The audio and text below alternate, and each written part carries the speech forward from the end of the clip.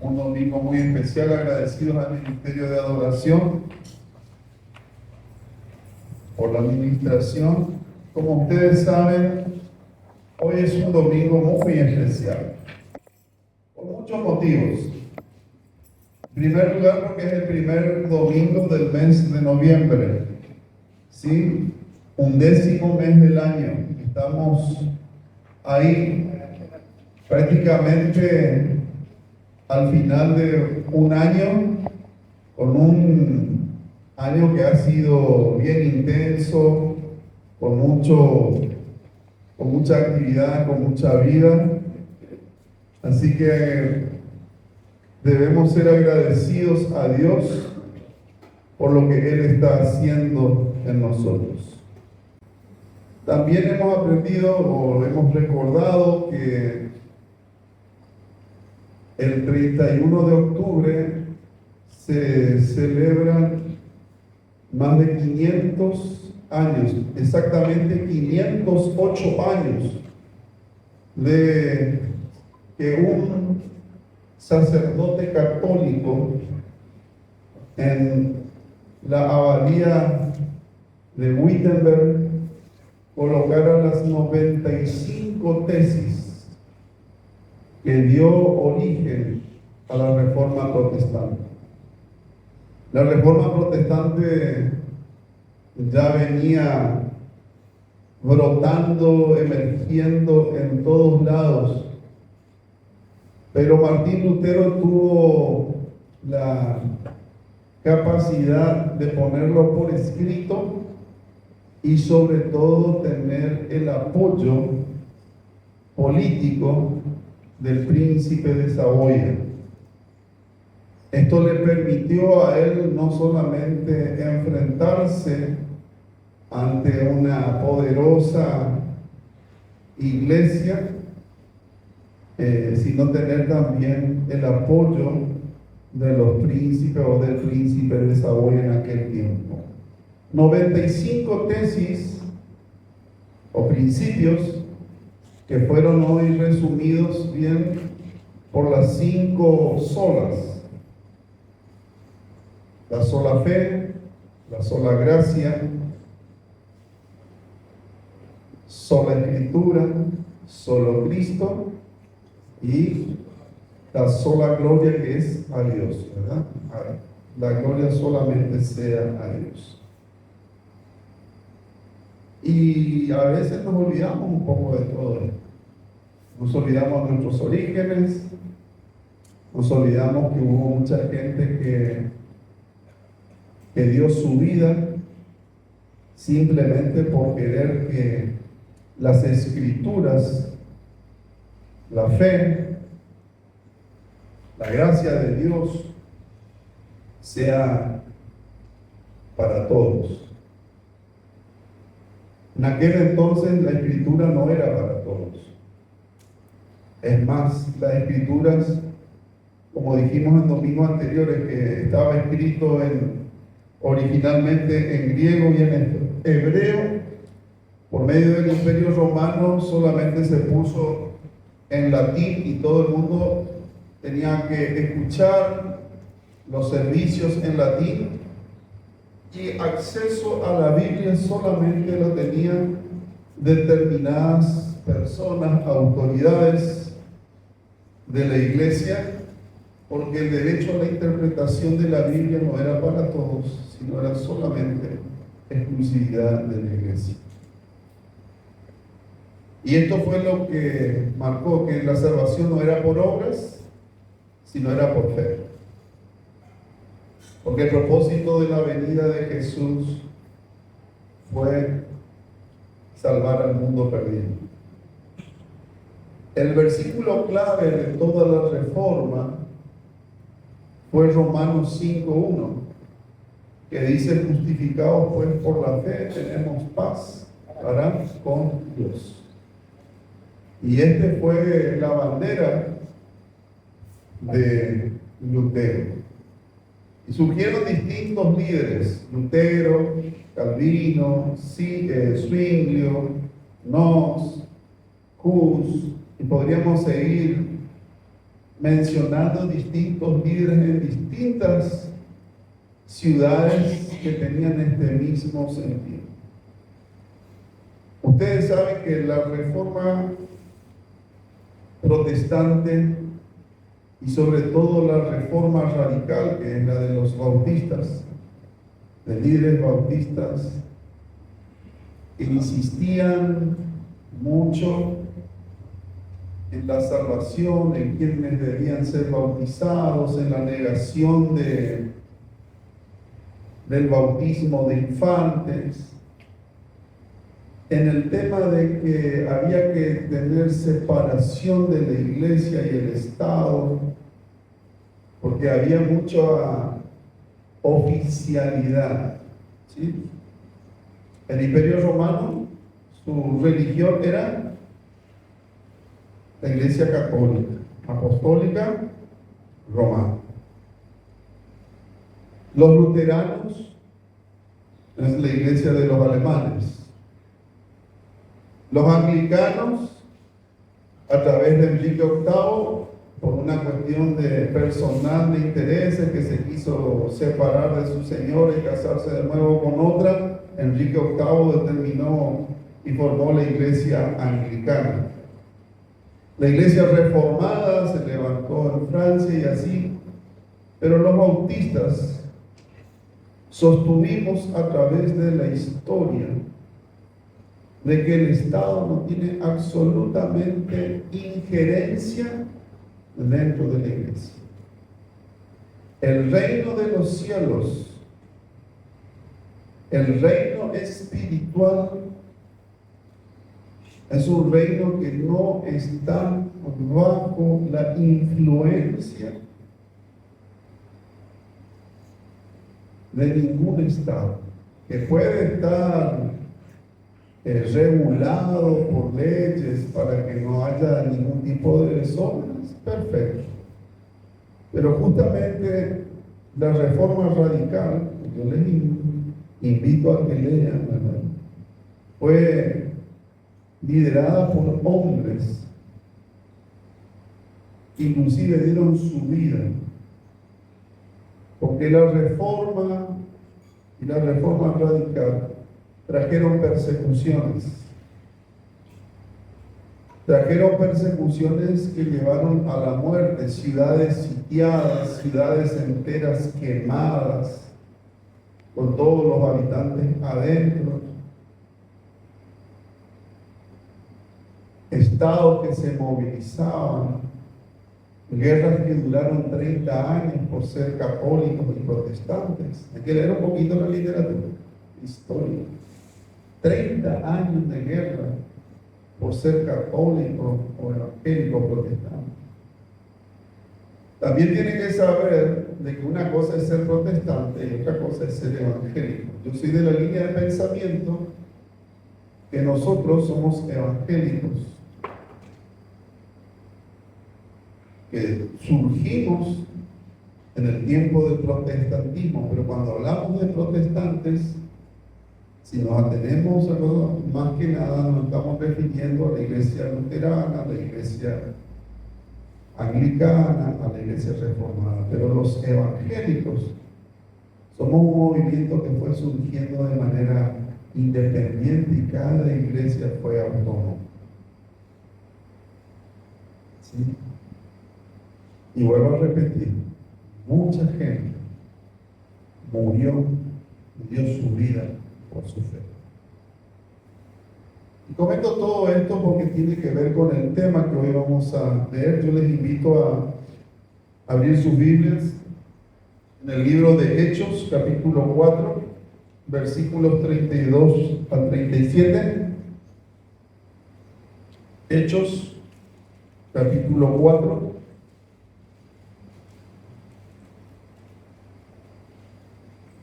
versículos 32 al 37. ¿Estamos ahí? Todas las cosas en común. Y la multitud de los que habían creído era de un corazón y un alma, y ninguno decía ser suyo propio nada de lo que poseía, sino que tenían todas las cosas en común. Y con gran poder los apóstoles daban testimonio de la resurrección del Señor Jesús, y abundante gracia era sobre todos ellos. Así que no había entre ellos ningún necesitado, porque todos los que poseían heredades o casas las vendían y traían el precio de lo vendido y lo ponían a los pies de los apóstoles, y se repartía a cada uno según su necesidad. Entonces José, a quien los apóstoles pusieron por sobrenombre Bernabé, que traducido es hijo de consolación, levita, natural de Chipre, como tenía una heredad, la vendió y trajo el precio y lo puso a los pies de los apóstoles. Amado Señor, en esta mañana te rogamos que tu palabra pueda renovar nuestro entendimiento, pueda, Señor, cambiar pensamientos erróneos, restaurar, sanar, fortalecernos espiritualmente. En el nombre de Jesús. Amén. Amén. Estamos dormidos, iglesia, hoy. Amén. Amén. Faltan 2 meses para terminar todavía el año, No terminó ya todo. Parece cuando me dicen esos amén, parece que perdieron como cerro o guaraní, ¿verdad? Todavía, bueno. Profecía nomás lo mismo. Bueno, vamos al tema, hermanos. Primero que nada, quisiera que entendamos que hubo en esta primera iglesia, en esta congregación, una multitud. ¿Cuántos habían sido bautizados por Pedro y Juan y los apóstoles? ¿Cuántos? ¿Se acuerdan cuántos? Unos capítulos atrás nada más. 3.000. 3.000 se habían bautizado y después se vuelven a bautizar más. Acá tenemos una multitud, la multitud de los que habían, ¿qué dice? Lea el texto. ¿Estamos ahí 4:32? Vamos, 4:32, estamos dormidos atrás. Y la multitud de los que habían creído era de un corazón. Era de un Corazón. ¿Cómo logramos un corazón y un alma?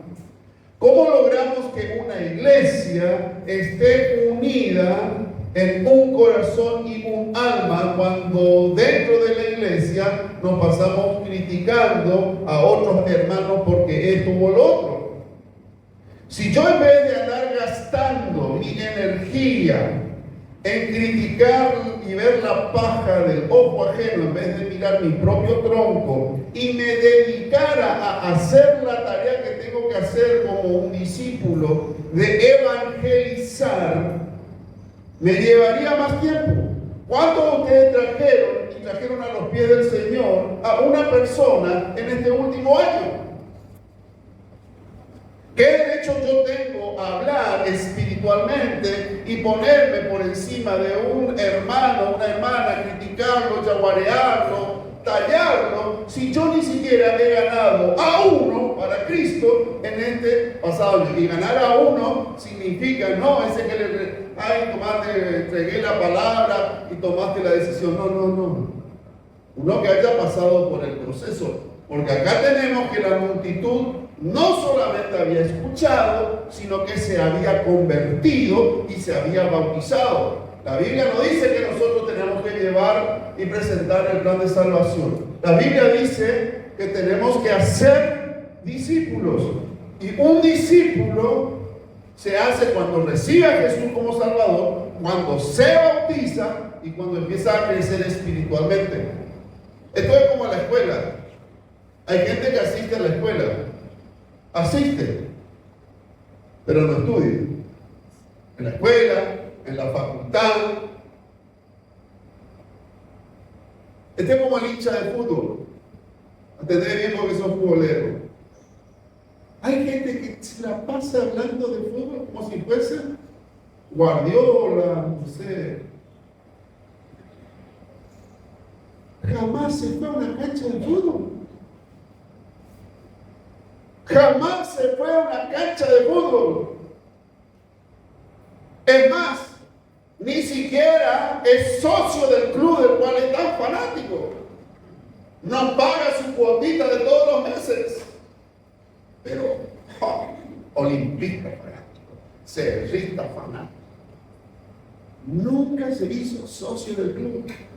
Nunca pagó una cuota del club.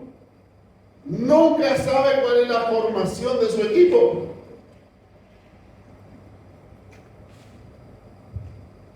Pero es fanático. ¿Cuántos hay que dicen que son cristianos? No vienen los domingos. A mí me avergüenza la alguna vez que voy a decir, yo soy miembro de la iglesia bonita, el sembrador, mis pastores, eso te digo. La última vez que le vi fue hace 2 años, hermano. Y después son tan caraduras que vienen y dicen, pastor, ¿me puede hacer una recomendación pastoral porque tengo que presentar en este trabajo donde son evangélicos y necesito una? Yo de ahora te prometo que voy a empezar a ir a la iglesia. Hay gente que socialmente acá en San Antonio dice que es miembro de nuestra iglesia, pero jamás viene, le pasan 2 veces y viene una vez. ¿Qué nos une? Cuidado con el nominalismo evangélico. El nominalismo evangélico es aquellos que dicen que son cristianos, pero la verdad, no hay vidas convertidas. Esta gente, esta multitud se había convertido a Cristo. Y como se habían convertido por Cristo, no por sus méritos, no porque eran buenitos, no porque eran linditos, porque eran todos tan pecadores, más pecadores que nosotros, se convirtieron a Cristo. Y lo que hace una iglesia es que todos asumimos que somos flores de pecadores, redimidos, perdonados, salvados bajo la misericordia y la gracia de Dios. Amén. Entonces cuando yo, en vez de andar mirando por el otro, agarro y asumo, yo soy pecador y soy restaurado por la sangre de Cristo y tengo que ganar a otro para la sangre de Cristo, entonces me uno en el propósito que es ir por todo el mundo predicando y enseñando, bautizándolos. Amén. Entonces ahí me uno en la misión. Me uno en el propósito, no me uno para yaguarear, no me uno para criticar, no me uno para ser indiferente, me uno para proclamar el nombre de Cristo, para ser testigo. Así que hermano, movete, deja de opinar. Dios no quiere tu opinión, Dios no le interesa tu opinión, porque Él es soberano. Dios quiere que te arremangues y empieces a predicar de Cristo y convertir a personas bajo la dirección del Espíritu Santo para que se conviertan en multitudes. Ese es el propósito, no es pasarla bien. Los primeros cristianos que se multiplicaban exponencialmente no la pasaron bien.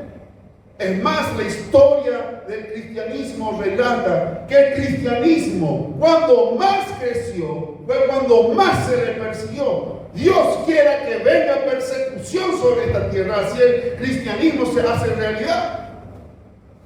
Llevamos una vida muy cómoda, demasiado cómoda. Ay, otra reunión. El pastor pues no tiene nada que hacer que convocarnos a una reunión. Vamos a ir a llevar nuestro colchón a la iglesia. ¿Por qué nomás no le decía a tu pastor que ya vas a llevar tu colchón, tu almohada y te vas a ir todo el día ahí nomás? Porque Ñemo, vos sos demasiado importante. Y vos no tenés tiempo para el Señor. ¿Qué conversión me hablas si ni siquiera tenés tiempo para Dios? Vos jugás con Dios. Te hacen tiempo el cristianito el domingo a la mañana. Y entre semana, si te he visto no me acuerdo. Reunión de oración. No, el sábado no tengo tiempo. Porque yo también necesito tiempo para mí. Está bien. O Dios te negó el tiempo. 24 horas.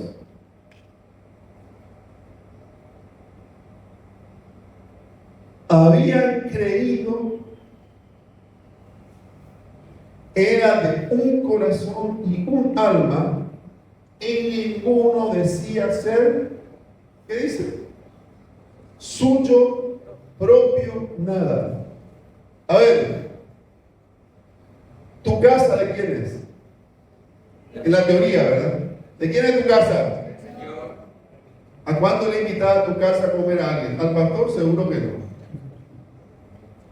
No me invita, la mayoría acá, ninguno de ustedes me invita a comer.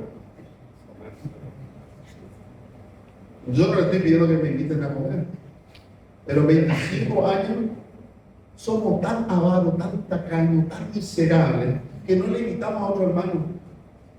No abrimos nuestra casa para invitarle a nadie. Ay, porque ¿qué van a decir? Va a estar sucio, no limpié esto, lo otro. Cuando usted, ahora, tengo gente que me prometió, cuando yo termine mi cosa, te voy a invitar más, mentira, chaval. Y si es conmigo, no me quiero imaginar con el resto. Hay gente que no te invita. Su casa, si lo decimos en la teoría, mi casa es del Señor serápico. Tu casa es del Señor. Porque si tu casa es del Señor, tu casa va a estar abierta para el Señor, para que en tu casa se predique el Evangelio, haya reuniones de grupos pequeños. Pero, no, ¿cómo vas a mostrar tu casa? ¿Y por qué? ¿Verdad? La vez pasada tuve una charla interesante con mi hijo, Timoteo, y le dije, mira, hijo, cuando las personas cierran y se resisten a abrirse, es porque tienen miedo a mostrar lo que ocultan. Hay gente que no solamente se hace una máscara de su persona, sino también hacer una máscara de su casa, porque no quieren que se sepa lo que pasa dentro de esas puertas y de esas ventanas. Estos se convirtieron. El que se convirtió no tiene nada que ocultar. Ahora se muestra tal cual como es, con defectos, con virtudes. Nadie se quiere ir a tu casa a comer. Un tereré le puedes invitar, un vaso de agua le puedes invitar. Dios no te pregunta si el otro hace lo mismo o no. Dios te dice vos. Cuando Jesús llegaba a Capernaum sabía dónde paraba. Cuando Jesús llegaba a Betania sabía dónde paraba. Cuando Jesús llegaba a Jerusalén sabía dónde paraba. La pregunta es si Jesús sabe dónde va a parar cuando venga acá a San Antonio. ¿Puede disponer de tu casa? ¿Puede?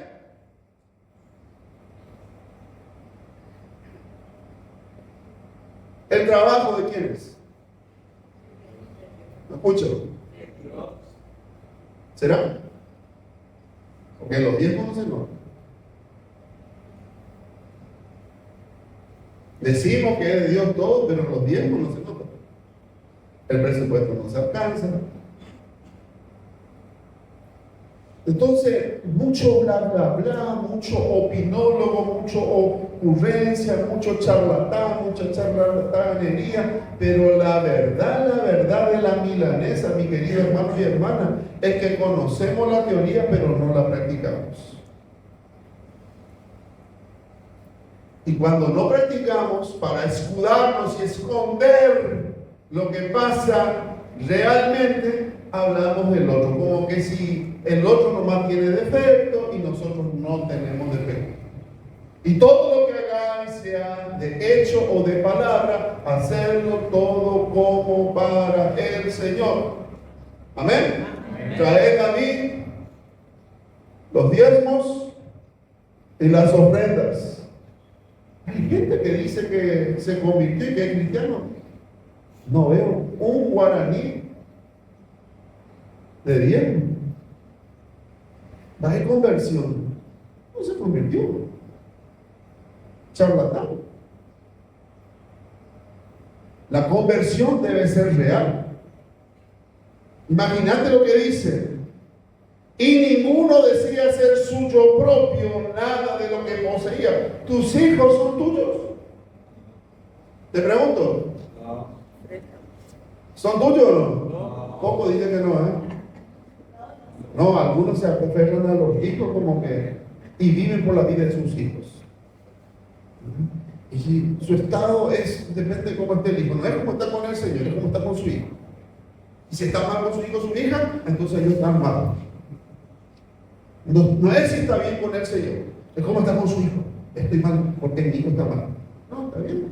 Tu hijo puede estar mal, pero vos tenés que estar bien con Dios. Tu emoción no puede ser, ¿verdad?, robada por el diablo porque tu hijo o tu hija anda en desobediencia, porque algo de responsabilidad tenemos. Cuidado.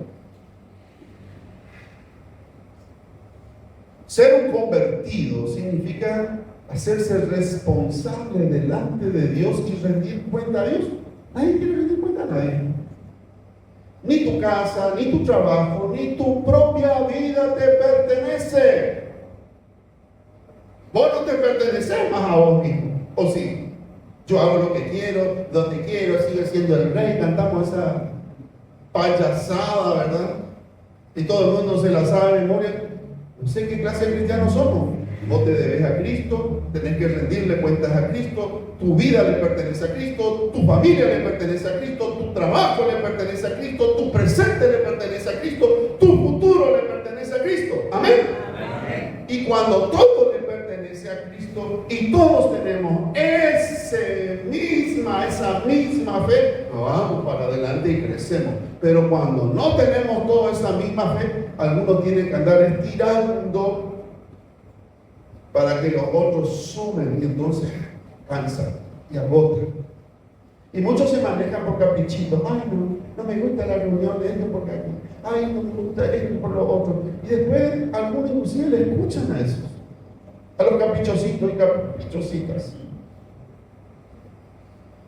Y la gente no habla de frente. ¿Ustedes creen que estos cristianos no hablaban de frente? Hablaban de frente, sin pelo en la lengua, pero hablaban con fe, con temor de Dios. Tenían todas las cosas en común.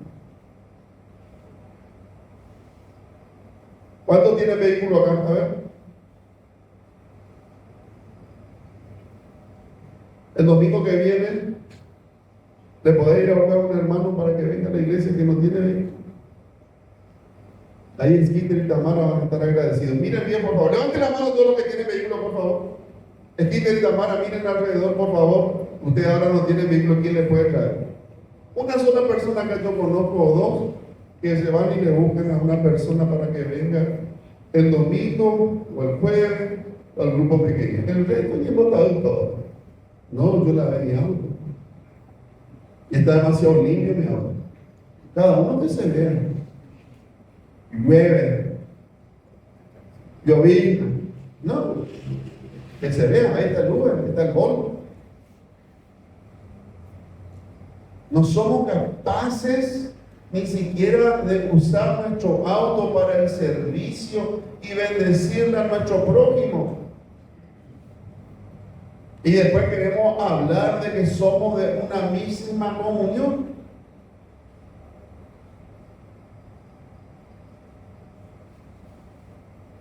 Es fácil, digo, ser socialista, comunista con la plata ajena. Ustedes saben que yo estoy cansado ya a mis 60 años de escuchar a los comunistas y socialistas de la plata ajena, ¿verdad? Porque ellos creen que, no, en el colegio no hay mucha plata. En la iglesia por algo se está haciendo la construcción. No es así. Hay gente que da generosamente y Dios le prospera generosamente, porque así como da, recibe. La viuda pobre, ¿cuánto dio? Todo. ¿Cuánto era todo lo que tenía? Una moneda de 500 o 2 monedas de 500 guaraníes. O de 100 guaraníes. Humanamente no dio nada. Verso 33 dice, y con gran poder, ¿qué hacían? Los apóstoles daban testimonio de qué? Ahí tenemos un tema teológico muy fuerte. Atenden a bien, hermano. Y con gran poder los apóstoles daban testimonio de la resurrección de quién? ¿De quién tenés que dar testimonio? ¿De tu vida o de Jesús? ¿Ya qué? Porque muchas veces no, porque yo me fui a tal lugar, les hablé de Cristo y se convirtieron conmigo tantas personas. Yo oré, les impuse, estoy ridiculizando, ¿verdad? Como que somos porteños todos acá. Le impuse mano a este. ¿De qué tenemos que dar testimonio? ¿De nosotros o de Cristo? Cristo. El poder de Cristo. Vos y yo somos personas siervos inútiles, dice la Biblia. Que tenemos que hacer lo que debemos hacer. Nos da gusto escuchar eso. Pero tenemos que hacer. ¿Y qué tenemos que hacer? Dar testimonio del Cristo poderoso, del Cristo resucitado. Ayer le decía a los adolescentes, nosotros no celebramos la muerte, por eso no celebramos Halloween, nosotros celebramos la vida, celebramos al que vive, a Jesús que resucitó de los muertos y con poder se manifestó y se quiere manifestar en nuestras vidas, en tu vida, en la mía, en la de cada uno. Y el poder de Dios es anunciar que Cristo vive, que no está muerto, que Él está en nosotros y que como está en nosotros debe ser visible en nuestras vidas. La pregunta que surge ¿es Cristo visible en tu vida? ¿Sí o no? Porque si Cristo no es visible en tu vida, y ya que somos cristianos. No somos cristianos. Somos simpatizantes. Somos personas que nos gusta el Evangelio, pero no hemos sido convertidos. Ser religioso no te hace un convertido. Convertido, discípulo, es aquel que con poder en el Espíritu Santo anuncia, predica, da fe, da testimonio de que Cristo vive, comenzando en su propia vida. ¿De qué hablamos? De lo que Dios hizo, de lo que Dios hace y de lo que Dios seguirá haciendo poderosamente en mi vida y en la vida de mis hermanos y hermanas, en la vida de la iglesia. ¿Cuántas bendiciones Dios derrama? Y muchas veces parece que no está bien. Hay gente que no tenía ni trabajo, Dios le proveyó trabajo. Hay gente que no le alcanzaba, Dios le hizo que le alcance. Hay gente que estaba enferma, Dios le sanó. Hay gente que estaba peleada y Dios le reconcilió. ¿Y dónde está el testimonio de quién lo hizo? Del que resucitó, del que vive. Él es el que recibe lo que decían hoy los chicos, toda la gloria. Amén. Entonces necesitamos recuperar ese testimonio, la fuerte predicación. Así que no había entre ellos ningún necesitado, porque todos los que poseían heredades o casas las vendían y traían el precio de lo vendido y lo ponían a los pies de los apóstoles y se repartía cada uno según su necesidad. Yo agradezco como pastor a todos los que colaboran cuando tenemos esfuerzos como el día de hoy para bendecir a nuestro hermano Herminio. Pero recuerden de que no es solamente bendecir a nuestro hermano. Nuestra responsabilidad como cristianos también es bendecir al Señor y honrar al Señor. En la Biblia habla de 3 tipos de dar: dar diezmos, dar ofrendas, dar limosnas. Diezmos, el 10%, ofrendas, es una ofrenda de gratitud, y limosna es el servicio social, la ayuda para el prójimo. Y cuando la Biblia se refiere que tu derecha no sepa lo que te quiero no sepa lo que te da tu derecha, no se refiere ni al diezmo ni a las ofrendas, porque es un acto público. Se refiere a la limosna, que era la ayuda al prójimo. Y que lo que hacían los fariseos era que ese tercero, ¿verdad? Las limosnas, ellos publicaban ahí en la: gracias Señor, porque le pude ayudar al hermano Herminio, porque yo pude colaborar con la bolsa de pollo, o porque yo pude dar, Señor, el arroz para la ensalada, o porque yo pude hacer esto, no como estos otros que nunca dan nada. Así eran los fariseos. Hacían eso en público, pero no se iban ni diezmaban ni ofrendaban en el alfolí. O sea que todo lo que hacían era el show para mostrarse con los demás. ¿Se entiende? Y cuando Jesús le exhorta por eso. Porque la ofrenda y el diezmo eran actos públicos, nada escondido. Era la casa del Señor.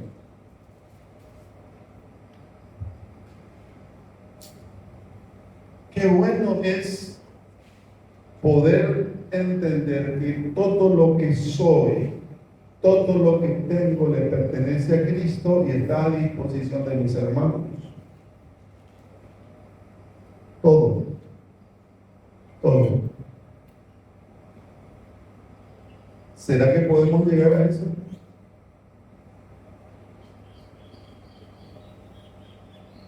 Una persona que dejó un gran ejemplo en mí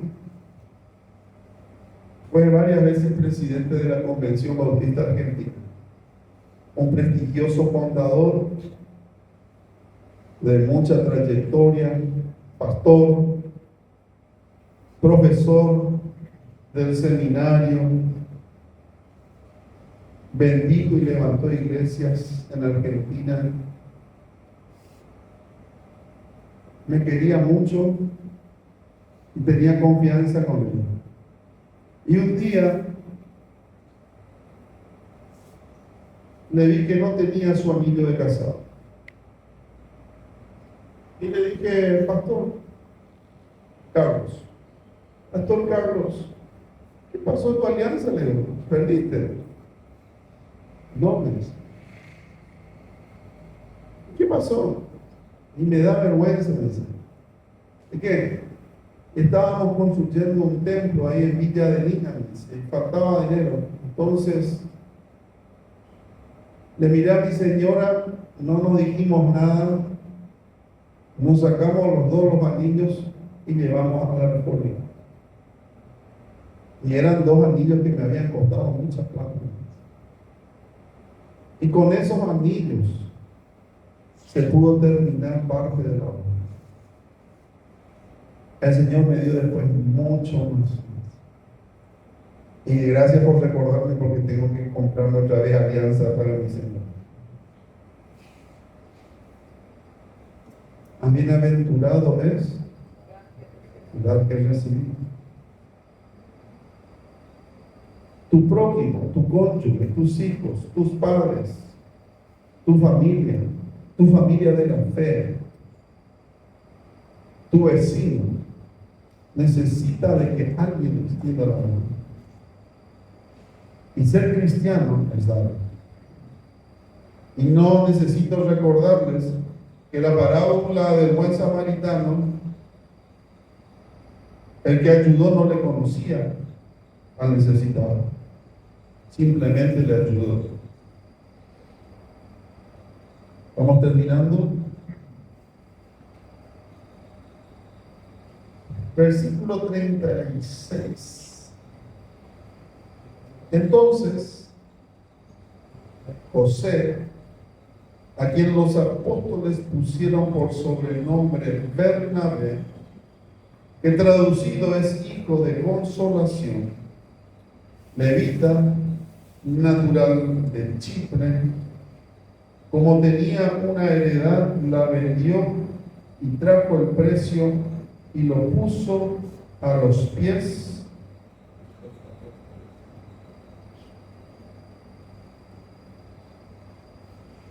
Bernabé, que significa hijo de consolación, era un judío levita, oriundo de la isla de Chipre, compañero del primer viaje misionero del apóstol Pablo, que llamativamente pasaron por Chipre. Tenía una hermana en Jerusalén.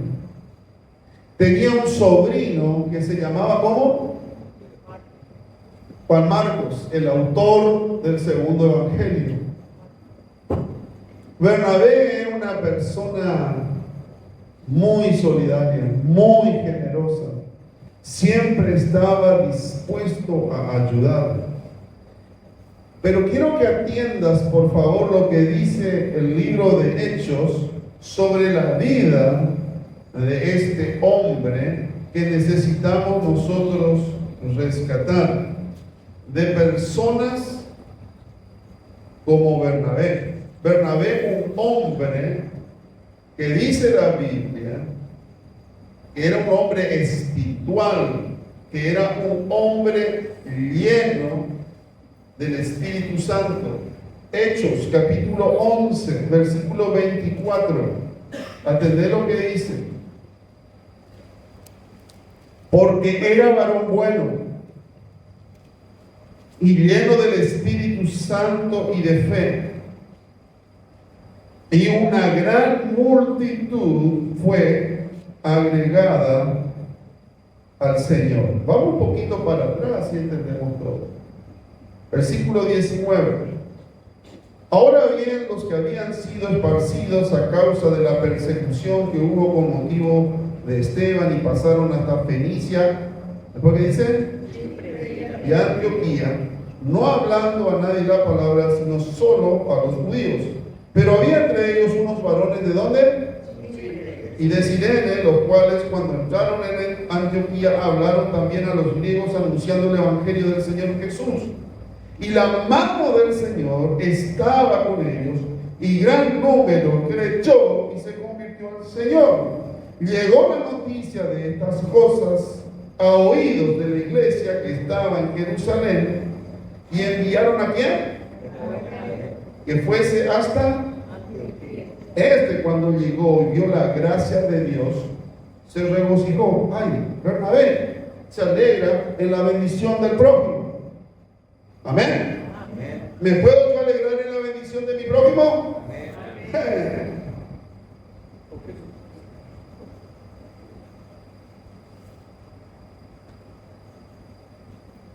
El hermano Andrés y la hermana Georgina oraron por mucho tiempo y tienen un 0 kilómetros. ¿Cuánto nos alegramos con ellos? A ver, un aplauso para ellos.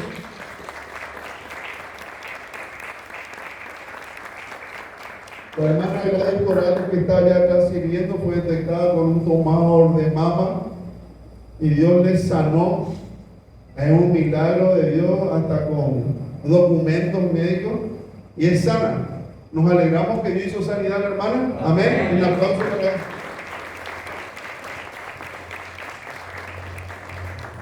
Hermanos, podemos pasarnos la mañana acá reconociendo que Dios hizo, hace y seguirá haciendo milagros en nuestras vidas.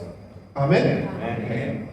Hay que aprender a leer los milagros. Skeeter le chocó a una persona en la calle con moto. Podría estar muerto el motociclista, pero por la gracia de Dios el motociclista está vivo. Y no solamente que está vivo, sino que es un hijo de Dios, que no le va a hacer litigio al hermano Skeeter. Porque Greenland tiene mucha plata, le vamos a comer todo lo que tiene. ¿Acaso eso nos merece también un aplauso para el Señor?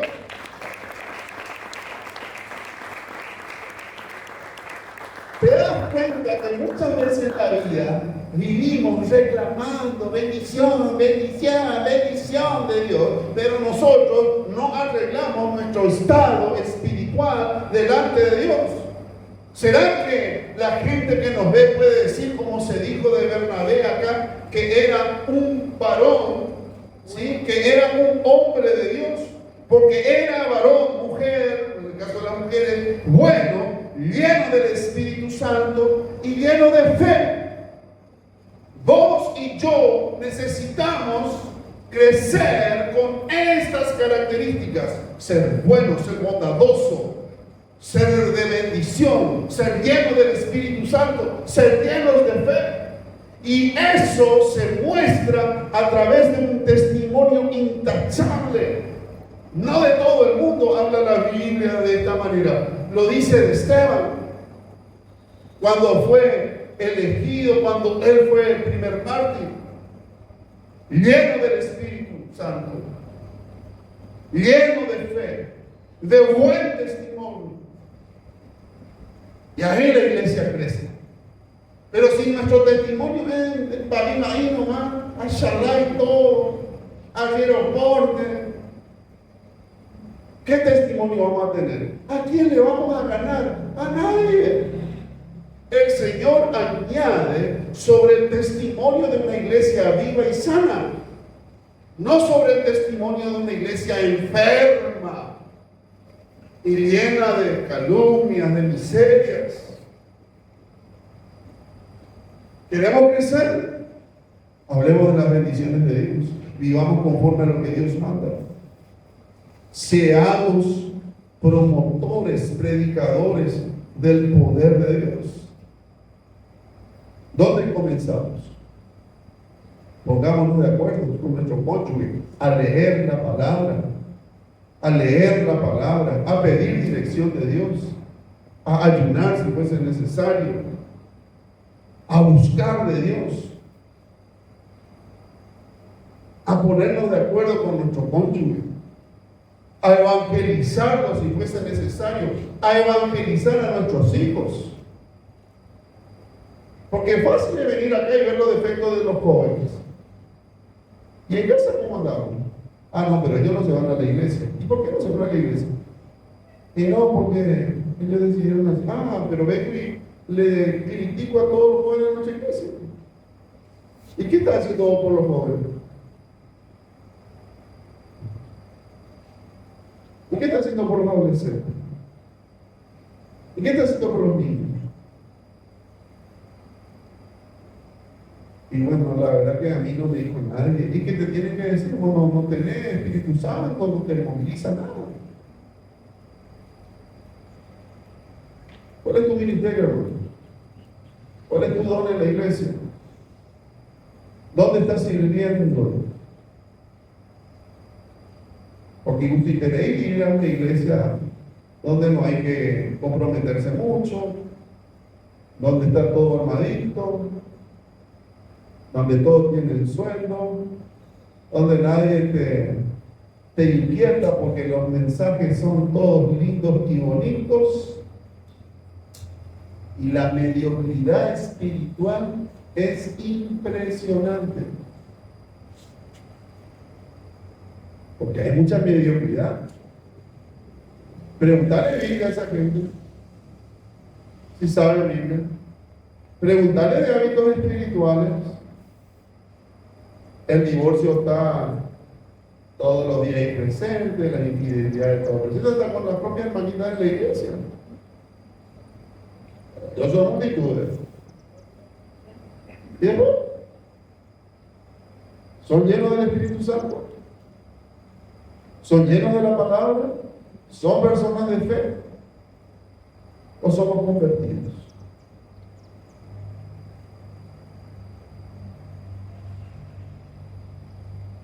La iglesia va a crecer si la iglesia es sana.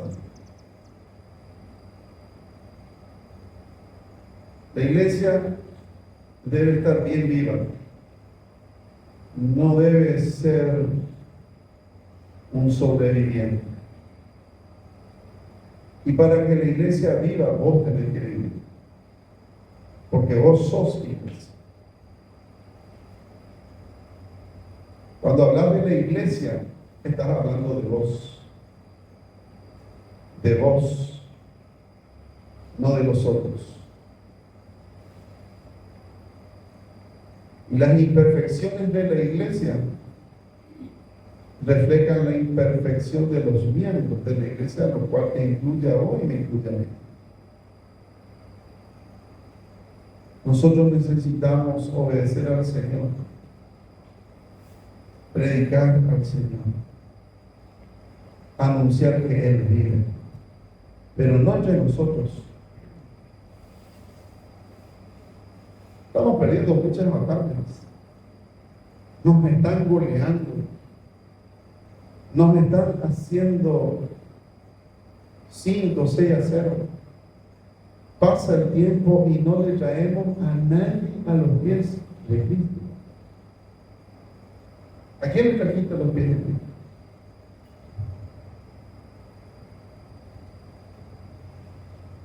Por eso oro por estos pies que tenemos los domingos a la tarde. Dios quiera que crezcan, que sean fortalecidos. Pero no es fácil hacer un discípulo. ¿Cuánto cuesta ir contra la corriente? Porque los nuevos heredan las mañas y malas costumbres de los viejos. Pónganse de pie los que se van a bautizar de vuelta, por favor. 1, 2, 3, 4, 5. No sé si le pone de pie. 5. Allá está Jeremy en clase. 2, 3, 4, 5, 6. El resto no me vino esta mañana. ¿Pueden tomar asiento? ¿Y saben por qué no vienen a eso? Demasiado, mucho rato. Yo que también tengo que descansar y tengo familia. Y así crecemos. ¿De dónde aprendieron eso? Mucho ejemplo. Mucho ejemplo.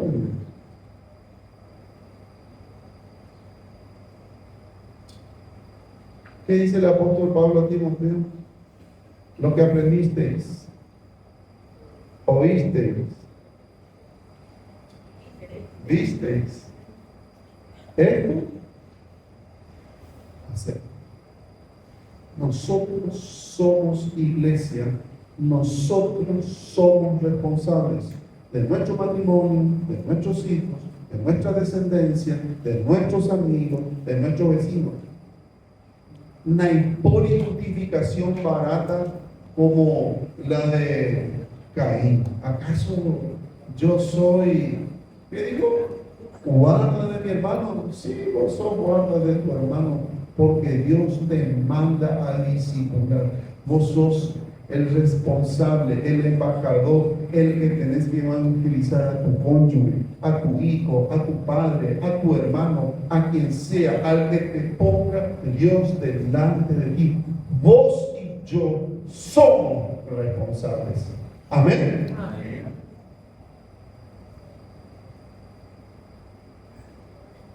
¿Cuántos de nosotros tenemos personas dentro de nuestro núcleo cercano de relaciones que no tienen Cristo? A ver.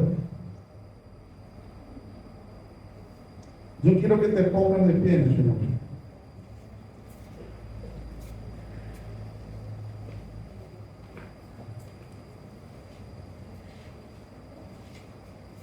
Y atender lo que voy a decir, porque no es conmigo, sino es con Dios. Es con el Señor Jesús. Él hizo todo lo que tenía que hacer en la cruz. En la cruz. Si vas a levantar tu mano derecha, es porque vos a partir de este momento como un seguidor de Cristo, como un discípulo, vas a dar testimonio y vas a predicar con las palabras que el Espíritu Santo ponga a ese ser querido y amado que no tiene visto. No vas a entrar en conversaciones superficiales, andar perdiendo el tiempo, sino que en el nombre del Señor le vas a hablar de Cristo. Si esta es tu decisión de en este tiempo empezar a hablar de Cristo en tu familia, en tu lugar de estudio, en tu lugar de trabajo, en el lugar donde el Señor te ponga, levanta tu mano derecha y comprométete con el Señor a ser un testigo fiel del poder transformador de Jesucristo.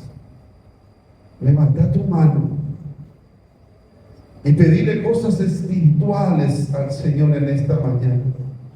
Pidamos para que el Señor se adueñe de nuestra boca, de nuestra mente, de nuestras decisiones, que el Señor sea el poderoso que va delante de nosotros. Jesús caminó delante de sus discípulos y Jesús quiere caminar delante de ti. No quiere que le tengas ahí atrás como un remolque, sino que Él quiere ir delante de ti. Padre, en esta mañana te ruego que tú me perdones porque muchas veces he perdido las oportunidades de dar testimonio de ti. Pero pon delante de mí, Señor, esas personas amadas para que yo les hable de Cristo, les presente a Jesús el Salvador y Señor, lo que Él hizo en mi vida, lo que Él está haciendo en mí y en la vida de la familia espiritual. Señor, manifiéstate con poder, porque yo soy una persona con limitaciones, pero tu poder, Señor, lo cubre todo. En esta mañana yo te entrego mi boca, mi entender, mis oídos, mi ser, para ser instrumento tuyo de bendición. Y así como tú lo hiciste con Bernabé, lo hiciste con Pablo, lo hiciste con Felipe, hazlo también conmigo. Señor, hazme como Pedro, que oraba, que imponía manos y la gente también, Señor, sanaba. Padre, que haya milagros, que haya sanidades, que haya sobre todo conversión. Que personas pasen de muerte a vida y que yo simplemente sea un instrumento tuyo. Señor, todos los días sacúdeme para que me venga el nombre de esta persona que tiene hambre y sed de ti. Que no sea yo, Señor, un ignorante a tu espíritu, sino que esté atento, que esté vigilante y que esté dispuesto a obedecer. Que tu bendición recaiga sobre este ser amado. Que tu bendición sea, Señor, transformadora. Y que la gloria sea tuya al verle que se rindió a los pies de Cristo. Señor, yo quiero ser como aquellos que se ocuparon de traer a las personas delante de ti. Ayúdame, Señor. Dame la sabiduría espiritual para hacerlo. En el poderoso nombre del Hijo Jesús. Amén. Y amén. Dale un fuerte aplauso al Señor. Aquí tomen asiento.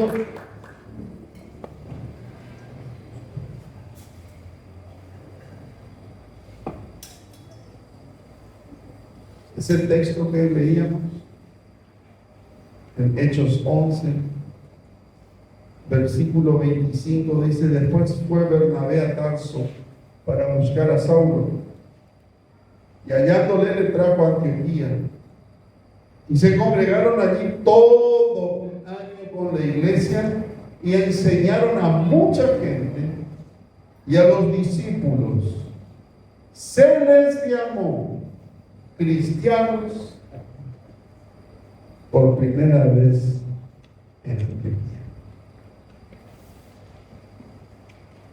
¿Cómo te llamas? ¿Cómo me llamo? ¿Cómo nos identifican? Como cristianos. Que sea como cristianos. Como auténticos discípulos de Jesucristo. Dijo el apóstol Pablo, porque no me avergüenzo del Evangelio, porque es poder de Dios para salvación al judío primeramente y al no judío. No nos avergoncemos de dar testimonio de Jesucristo. Amén. ¿Cuántos van a estar compartiendo la palabra y el testimonio a inconversos en esta semana? A ver. Amén. Es tiempo de hablar, de congregar, de bendecir. Nos ponemos de pie.